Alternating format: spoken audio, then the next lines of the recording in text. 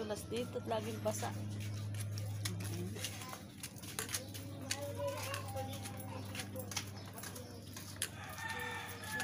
Bakit hindi mo samahan? Tinuturo mo. Samahan mo doon. May dalangang plato eh. Sino ho yan? Ano ba ito dyan sa Taipei? Anak ng kasi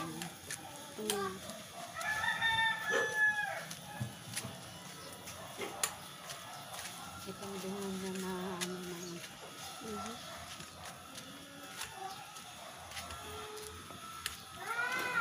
Dito pa.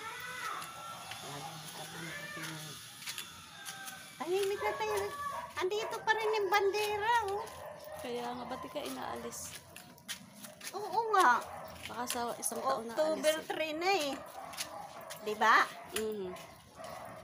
October 2 lang po pala. October 3 na. Kahapon lang to. Uy, Ay, kahit saan po yun?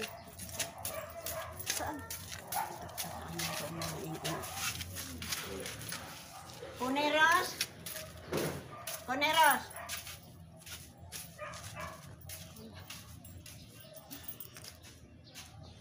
Ay, papasok ka na? Marunong ka na sumulat? Huwag mo ganunin damit mo, magugusok.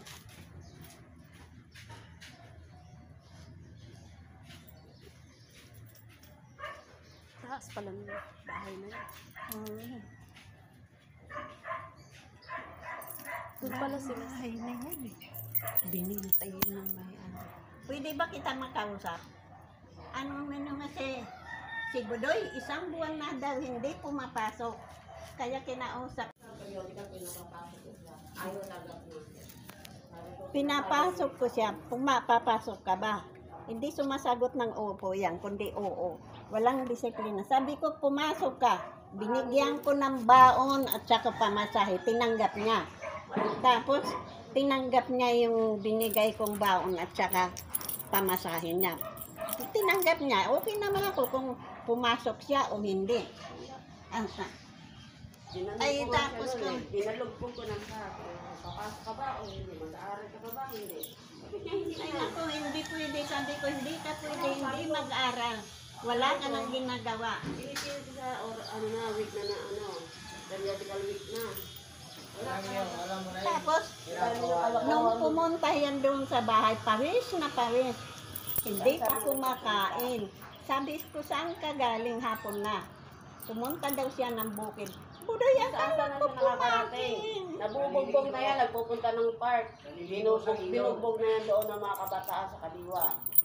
Sa ilog, naliligo na rin sa ilog. Ang tigas ka ko na buhay. Ngayon ko lang nalaman yan. Sabi ko, wala ka talaga, lumaki ka, wala kang disiplina. Nakakaawa ka, yung mga pinsan mo, puro tapos. Sa kabila mga nagpag-aaral naman siya ng puntang. Sabi ko nga, ayan ang sabi nga ng isa. Ay samantala kung mga pinsan mo, yung ninang niya, yung panganay kong ako.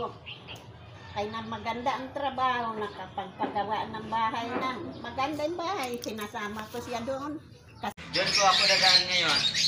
Doon, hindi ka nadadaan doon sa kabila? Dadaan pa, ikot pa ako O dito. sige na, pagdaan naman na lang dito. Sandali.